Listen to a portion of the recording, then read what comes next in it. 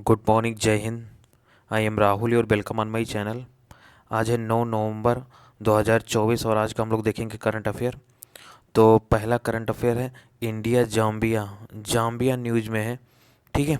Zambia यानी कि south east south east African country है, ठीक है। ये जिम्बाब्वे के पास है, जबकि गाम्बिया अलग है। गाम्बिया जो है वेस्टर्न अफ्रीकन कंट्री है, जो कि बॉर्डर लगता है सेनेगल से, ठीक है। दोनों में डिफरेंस है। तो हम लोग जाम्बिया देखेंगे। तो ये न्यूज़ में इसलिए क्योंकि भारत और जाम्बिया ने अपना छठवां सिक्स्थ सेशन मनाया है जॉइंट परमानेंट कमीशन का, ठीक है। और इसमें जो है 60 साल मनाया है अपने डिप्लोमेटिक रिलेशन का दोनों देश, ठीक है। ये बेसिकली लैंड लॉक कंट्री है। इसका बॉर्डर जो है अंगोला में लगता है। अंगोला इसके वेस्ट में है। ऊपर डीआरसी है, democratic Republic of Congo, north में, ठीक है। ये लेक देख रहे हो, ये लेक टंगानिया है, टंगानिका, ठीक है। तो ये लेक इससे लगता है टंगानिया। और तंजानिया बॉर्डर शेयर करता है, मलावी बॉर्डर शेयर करता है, मोजाम्बिक बॉर्डर शेयर करता है, जिम्बाब्वे साउथ में बॉर्डर शेयर करता है, ठीक है। बोत्सवाना बॉर्डर नहीं लगता है, ओके। इससे बॉर्डर लगता है नामीबिया। तो ये ध्यान रखना, इस मैप में जो है बहुत इंपॉर्टेंट है। यहाँ से लोकेशन पूछता है यूपीएससी और स्टेट पीसीएस। बेसिकली ये लैंड लॉक कंट्री है, सदर्न अफ्रीकन कंट्री है, ठीक है। और इसके बॉर्डर कंट्री है अंगोला, नामीबिया, बोत्सवाना भी बॉर्डर लगता है, sorry, Zimbabwe, Mozambique, Malawi, Tanzania, democratic Republic of Congo. तो ये सब इसके बॉर्डर लगते हैं, ओके। इसके साथ ही यहाँ पे जो है जम्बेजी जो है यहाँ की मेजर रिवर है, जो कि बॉर्डर है नामीबिया, बोत्सवाना और जिम्बाब्वे, तीनों देशों के बीच बॉर्डर शेयर करता है, ठीक है। और जो है ये इंडियन ओशियन में गिरती है। यहाँ पे ये कफुयू रिवर है, ठीक है। एक कफुयू रिवर है। लेक टंगानिका अपना बॉर्डर शेयर करती है। जो लेक टंगानिका है वो बुरुंडी से, डेमोक्रेटिक रिपब्लिक ऑफ कांगो से और तंजानिया से बॉर्डर शेयर करती है। यहाँ का मेजर फॉल है विक्टोरिया फॉल, जो कि जाम्बेजी नदी पे है, ओके।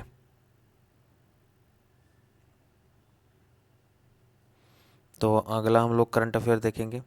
दूसरा है sea buckthorn. Basically sea buckthorn मतलब ये लद्दाख का एक फ्रूट है, लाइक बेर, जो अपने नॉर्थ इंडिया में बेर होता है उसी तरह होता है कुछ, ठीक है।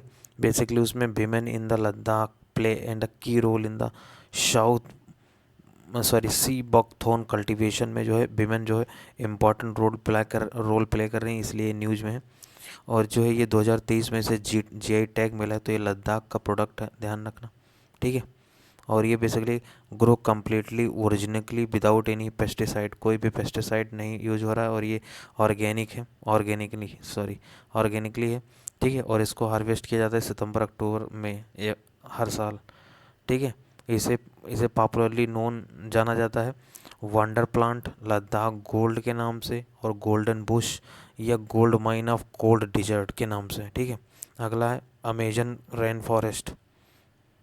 अमेजन रेन फॉरेस्ट इसलिए न्यूज़ में है क्योंकि यहाँ पे जो है पिछले साल की तुलना में यहाँ रेन फॉरेस्ट 31% कम हुआ है, ठीक है, ड्रॉप हुआ है।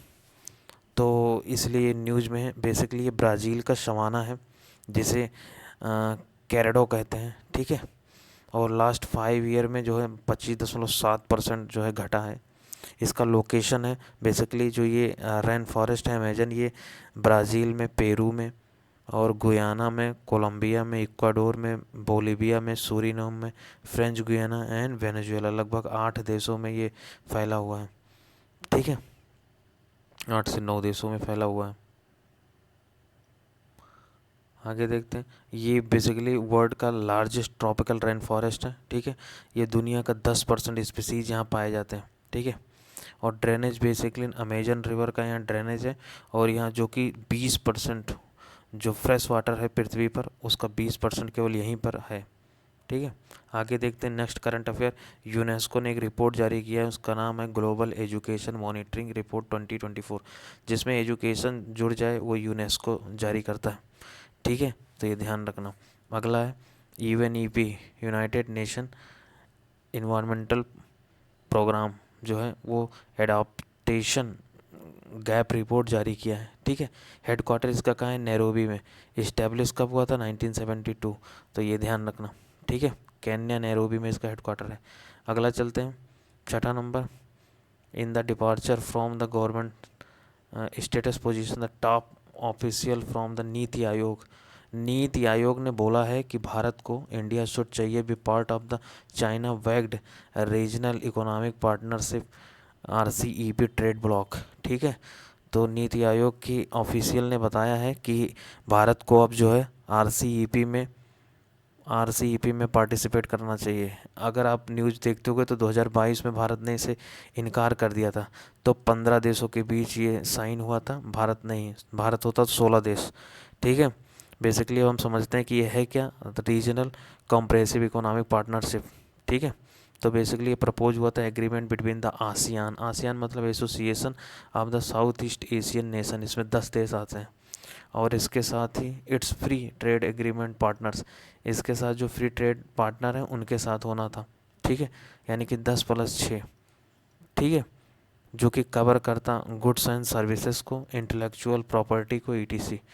ठीक है, इसमें 10 आसियान देश कौन कौन से, Brunei, Cambodia, Indonesia, Malaysia, Myanmar, Singapore, Thailand, Philippines, Laos, Vietnam.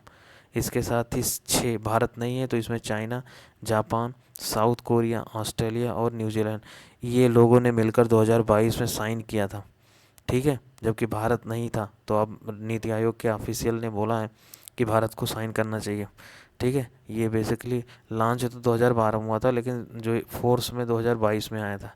ठीक है, इसका ऑब्जेक्टिव क्या है, ऑब्जेक्टिव ये है कि ये basically aim to create and the integrated market create करेगा विद द 16 कंट्रीज। ठीक है, भारत नहीं है तो 15 है। Basically it making it easier for the product and the services of the each of these countries to available across the region। Bharat इसलिए नहीं इसमें शामिल हुआ था क्योंकि जो चाइना का गुड्स हैं, अगर फ्री ट्रेड एग्रीमेंट होगा तो चाइनीज़ प्रोडक्ट इंडिया में छा जाएंगे। ठीक है, भर जाएंगे, इसलिए भारत इससे बच रहा था। जबकि जो भारत की सर्विसेज हैं, IT सर्विसेज बहुत स्ट्रॉन्ग है, तो उसको जो है चाइना नकार रहा था कि मैं अभी नहीं लूँगा इसको।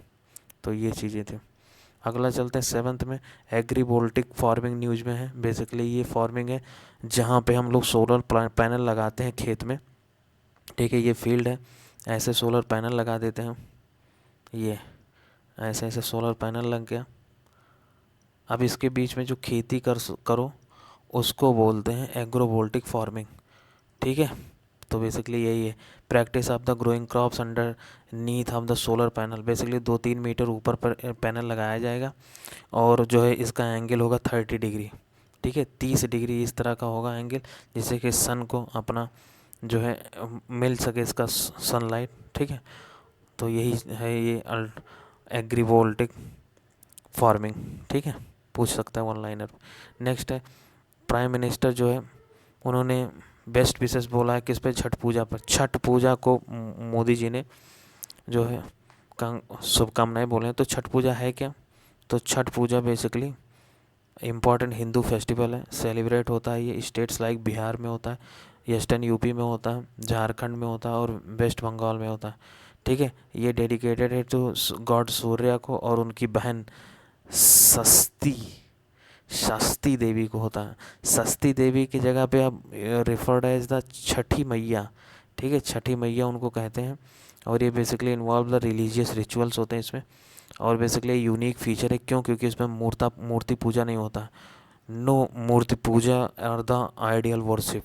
ओके, और ये सेलिब्रेट होता है between the month of the October and November में। ठीक है, और छठ पूजा बेसिकली जब दिवाली ख़त्म होता है तो एंड ऑफ दिवाली मनाया जाता है इसको। आगे चलते हैं, 9th नंबर करंट को देखते हैं। बेसिकली 2nd एडिशन हुआ है इंडियन मिलिट्री हेरिटेज फेस्टिवल।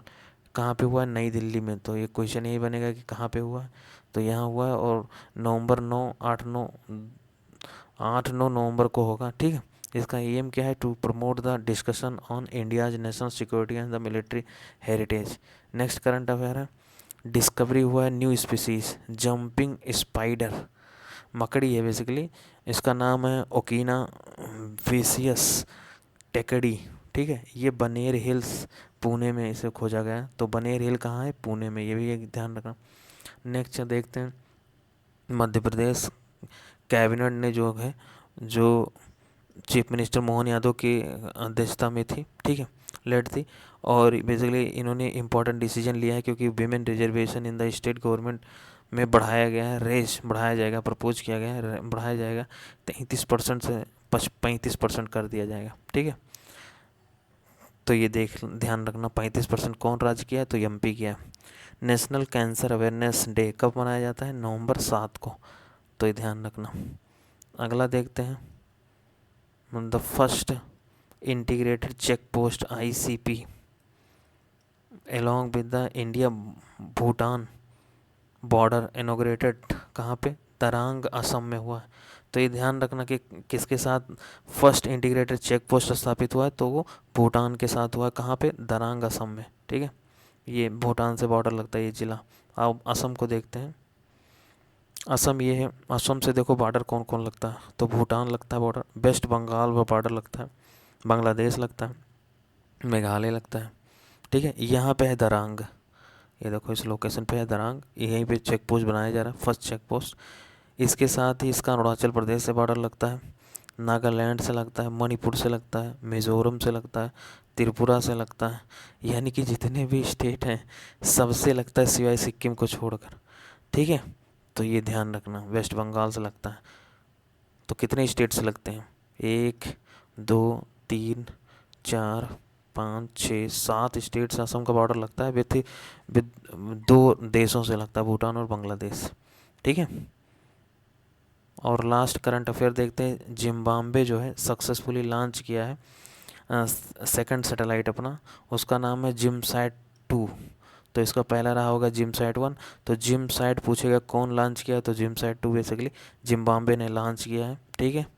ये इनका इम्पोर्टेंट जो है लॉन्च है, ठीक है, स्टेट प्रोग्राम है। बेसिकली ये रसिया के सपोर्ट में लॉन्च किया गया है, उसके वोस्टोचनी कॉस्मोड्रोम से हुआ है, ठीक है, लॉन्च हुआ है।